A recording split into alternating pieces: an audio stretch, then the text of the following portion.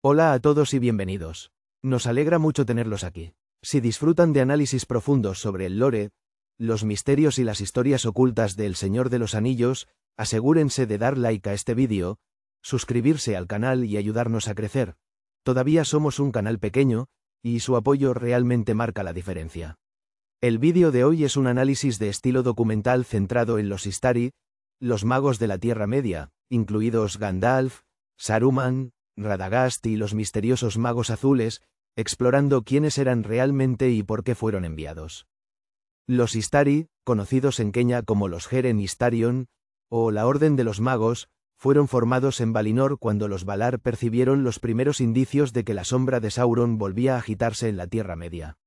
Gran parte de lo que sabemos sobre sus orígenes proviene de cuentos inconclusos, donde la historia de su elección se expone con cuidadoso detalle.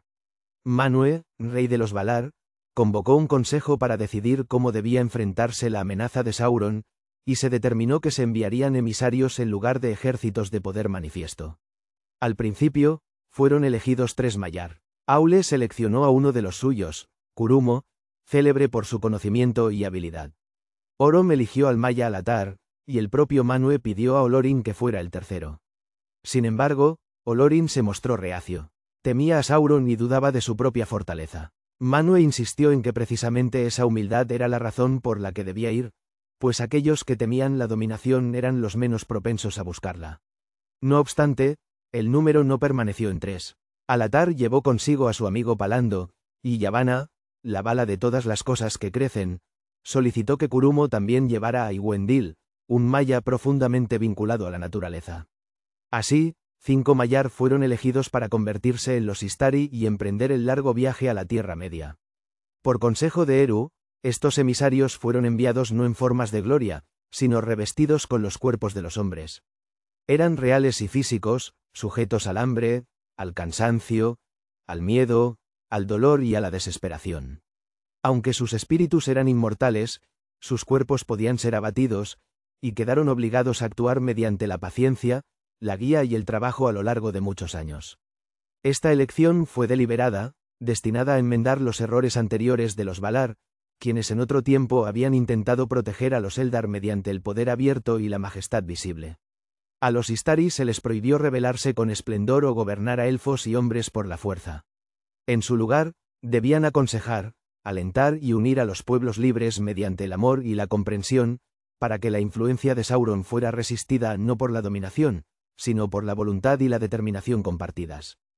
Aunque comúnmente se afirma que los Istari llegaron a la Tierra Media alrededor del año 1000 de la Tercera Edad, escritos posteriores indican que esto no fue cierto para todos ellos. Los magos azules, Alatar y Palando, llegaron mucho antes. Se dice que arribaron alrededor del año 1600 de la Segunda Edad, al mismo tiempo que Glorfindel regresó a la Tierra Media. Sus caminos pronto los condujeron lejos, hacia el este, y desde ese momento en adelante sus destinos se volvieron inciertos, mencionados solo en rumores y especulaciones. Curumo, Iwendil y Olorin llegaron mucho más tarde, desembarcando en los puertos grises en el año 1000 de la Tercera Edad.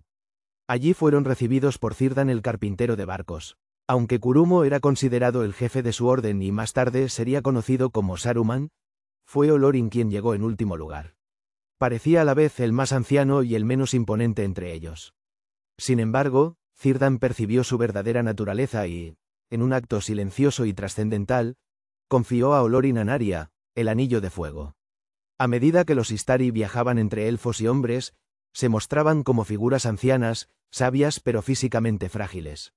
Estaban sujetos al hambre, al dolor y al agotamiento, y sus cuerpos podían ser abatidos, aunque sus espíritus permanecieran inmortales. Esta limitación se manifiesta con claridad en las muertes de Gandalf el Gris en su batalla contra el Balrog y de Saruman a manos de Grima Lengua de Serpiente. Estas restricciones fueron impuestas a los Istari para que guiaran a los pueblos libres en lugar de dominarlos, a diferencia de Sauron, que buscaba el control mediante la fuerza. Cuentos inconclusos nos dice que, una vez encarnados, los Istari tuvieron que reaprender muchas cosas a través de una experiencia lenta. Aunque conocían su origen, el recuerdo del reino bendecido se fue volviendo distante, como una visión que se desvanece. A lo largo de largos años de penurias, exilio y resistencia a la malicia de Sauron, perseveraron para ayudar a corregir los males de la era.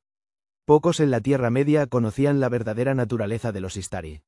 La mayoría los creía simplemente hombres sabios, instruidos en el saber tras largos años de estudio. Solo Círdan, Elrond y Galadriel sabían que habían llegado desde más allá del mar, enviados por los señores del oeste para oponerse al regreso de Sauron.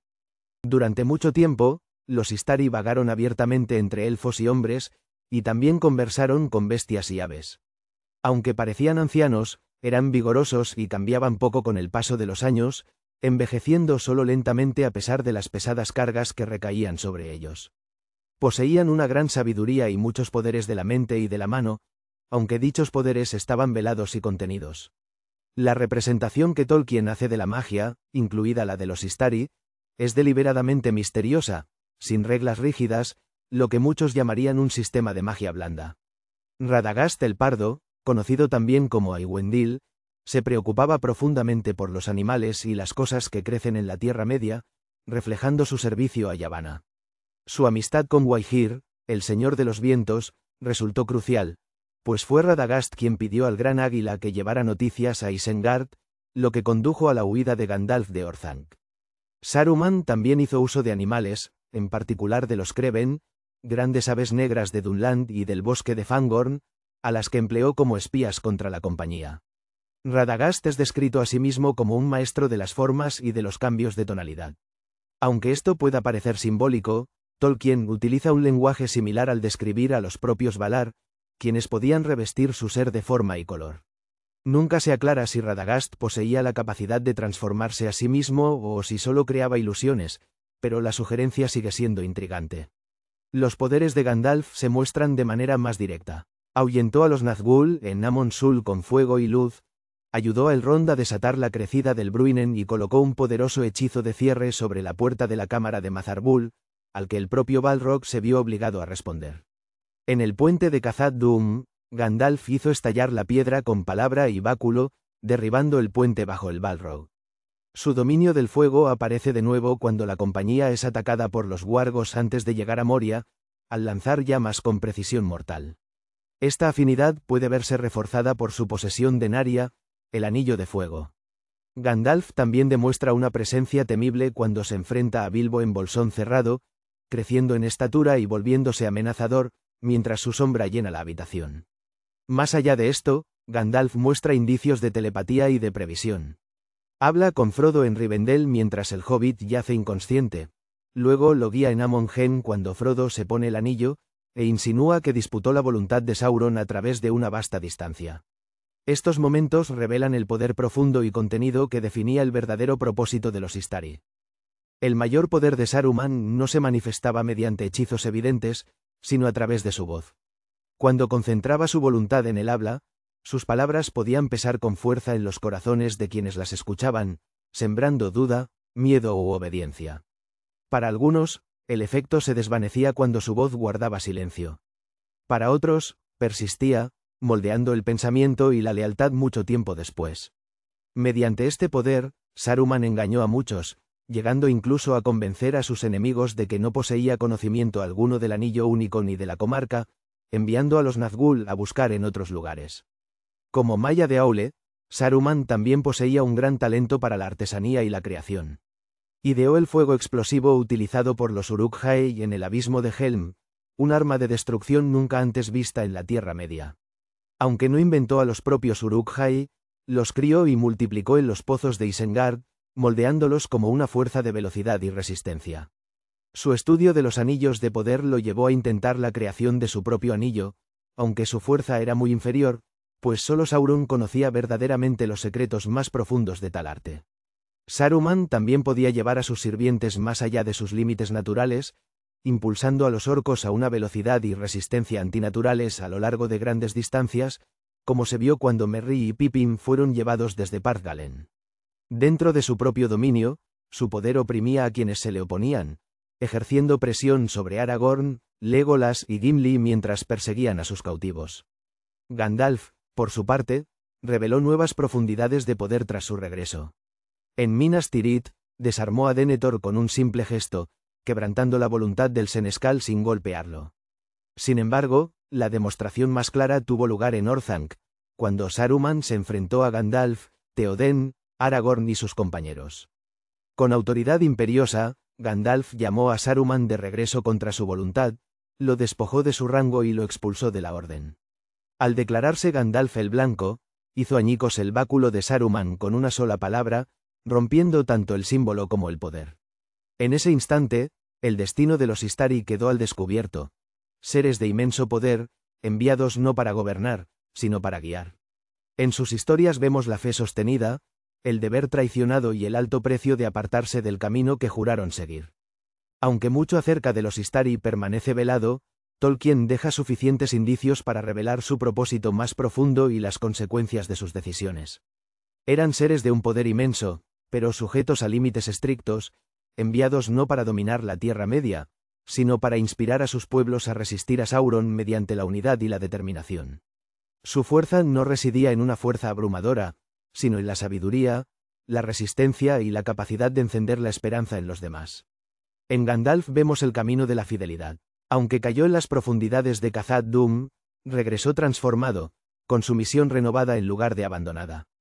Como Gandalf el Blanco, encarnó el propósito ideal de los Istari, guiando sin gobernar y manteniéndose firme contra la desesperación cuando el mundo parecía más cercano a la ruina.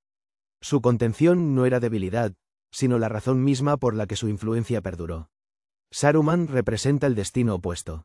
En otro tiempo el más grande de la Orden, su orgullo lo llevó a creer que el conocimiento y el poder le otorgaban el derecho a mandar. Al intentar rivalizar con Sauron, cayó en la misma trampa, convirtiéndose en un reflejo del mal que estaba destinado a combatir. Su caída sirve como advertencia de que incluso los más sabios pueden desviarse cuando abandonan la humildad y el deber. Radagast se sitúa aparte de ambos caminos. No traicionó su misión, pero tampoco la abrazó plenamente. Su amor por el mundo natural lo apartó de la lucha central, dejando su destino final en la incertidumbre.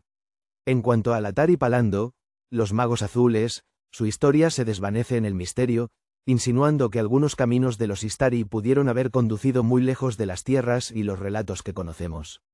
En conjunto, los Istari encarnan la elección misma. Muestran que el poder por sí solo no determina el destino, sino la forma en que ese poder se utiliza, se contiene o se abandona. A través de ellos, Tolkien explora la lealtad, la corrupción y la perseverancia silenciosa, recordándonos que incluso en un mundo moldeado por grandes fuerzas, las decisiones más pequeñas pueden resonar a lo largo de las edades.